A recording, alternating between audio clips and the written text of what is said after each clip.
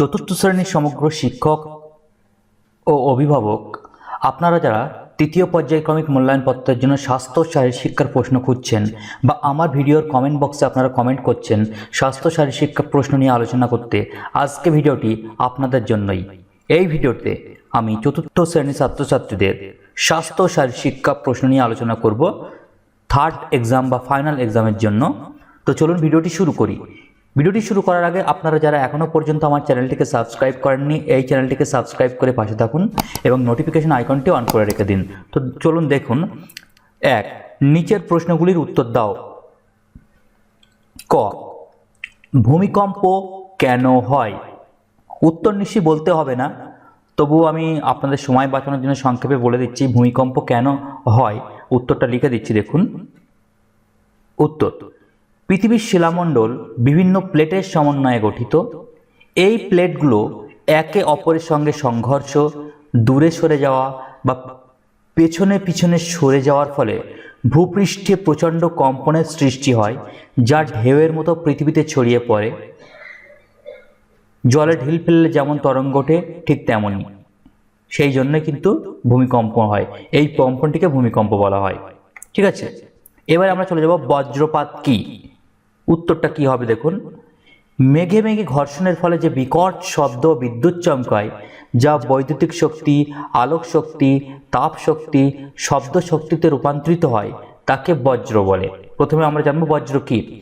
মেঘে মেঘে ঘর্ষণের ফলে যে বিকট শব্দ বিদ্যুৎ চমকায়, যা বৈদ্যুতিক শক্তি, আলোক শক্তি, তাপ শক্তি, শব্দ শক্তিতে রূপান্তরিত হয়, তাকে বজ্র বলে। আর এই বজ্র যখন ভূপৃষ্ঠের দিকে ধাবিত হয়, তখন তাকে বজ্রপাত বলে।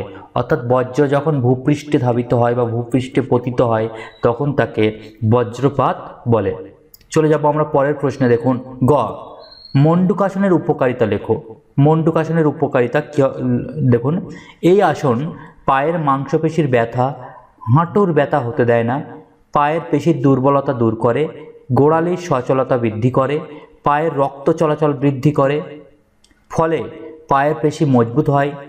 বজ্রাসনের মতো পেট টান টান থাকে বলে শ্বাসক্রিয়াও ভালো হয়। এই আসনে বজ্রাসনের মতো পেটটা টান টান থাকে বলে শ্বাসক্রিয়াও ভালো হয়। চলে যাব আমরা পরবর্তী প্রশ্নের জন্য, দেখুন। 2, শূন্যস্থান পূরণ করো। ক, পড়াশোনার অসুবিধার জন্য শিশু ভিতরে ভিতরে ড্যাশ পায়। পড়াশোনার অসুবিধার জন্য শিশু ভিতরে ভিতরে কি পায়? কষ্ট পায়। এখানে ড্যাশে কষ্ট হবে। নেক্সট চলে যাব আমরা পরবর্তী প্রশ্নের জন্য, দেখুন। খ, শিক্ষণমূলক অক্ষমতার পরিণতি অসামাজিক দলে মিশে ড্যাশ হয়। কি হয়? এটা বিপথগামী হয়। উত্তর হবে বিপথগামী। নেক্সট প্রশ্ন দেখুন। গ, দাবার বোর্ডের ড্যাশ ঘর বিশিষ্ট ছক। দাবার বোর্ডের 64টি ঘর বিশিষ্ট ছক। পরবর্তী প্রশ্ন দেখুন। ঘ, বাল্য বিবাহের বিরুদ্ধে ড্যাশ তৈরি করব। উত্তর হবে বাল্য বিবাহের বিরুদ্ধে জনমত তৈরি করব। এখানে জনমত হবে। ঠিক আছে, জনমত লিখবো আমরা এখানে। তারপরে দেখুন দাগে, শিশু সংসদের কার্যকাল ড্যাশ বছরের হওয়া উচিত।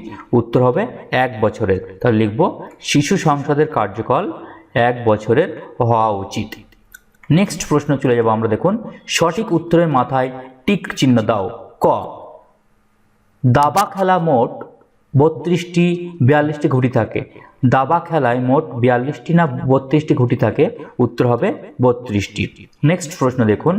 খ, সাবান ফুরিয়ে গেলে বিষয়টি প্রধানমন্ত্রীর নজরে আনার কাজ খাদ্যমন্ত্রী, শিক্ষামন্ত্রীর। এটা কিন্তু শিশু সংসদ যেটা গঠন করা হয় সেই মন্ত্রীর কথা বলা হচ্ছে, আমাদের কিন্তু অরিজিনাল মন্ত্রী না। তাই সাবান ফুরিয়ে গেলে বিষয়টি প্রধানমন্ত্রীর নজরে আনার কাজ খাদ্যমন্ত্রী বা শিক্ষামন্ত্রী। এটা হবে খাদ্যমন্ত্রীর। ঠিক আছে, নেক্সট প্রশ্ন দেখুন। দাবার বোর্ডে 4টি 2টি রাজা থাকে। উত্তর হবে 2টি। তাই 2টির উপরে টিক চিহ্ন দেবো আমরা। তারপরে ঘ, ব্যস্ত মৌমাছি খেলা শারীরিক পাশবিক দুর্বলতা দূর করে। ব্যস্ত মৌমাছি খেলায় শারীরিক পাশবিক দুর্বলতা ধরা পড়ে। এটা হবে শারীরিক দুর্বলতা ধরা পড়ে। চলে যাব আমরা পরবর্তী প্রশ্ন, দেখুন। দাগে, শিশু সংসদের প্রধানমন্ত্রী প্রতি শনিবার সোমবার মন্ত্রিসভায় সাপ্তাহিক পর্যালোচনা সভার আয়োজন করবে। এটা হবে শনিবার, প্রতি শনিবার। ঠিক আছে, এবার আমরা দেখব পরের প্রশ্নটি কি আছে, দেখুন 6 নিচের চিত্রটি রং করো। এখানে একটা চিত্র দেওয়া থাকবে, সেই চিত্রটি তো আপনাদের বাচ্চাদের শেখাবেন রং করতে হবে।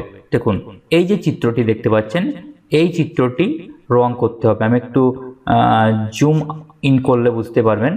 দেখুন এই যে চিত্রটি, এটা রং করতে হবে। তো আজকে ভিডিওটি এই পর্যন্ত।